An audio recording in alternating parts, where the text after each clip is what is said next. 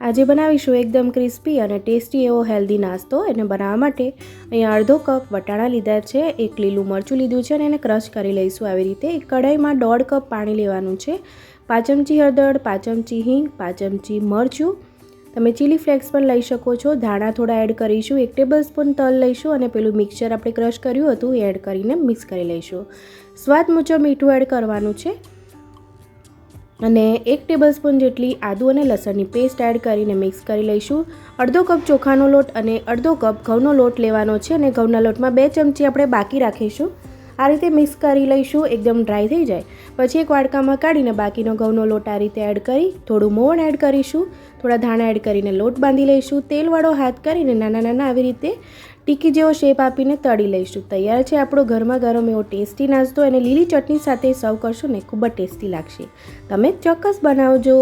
આવજો.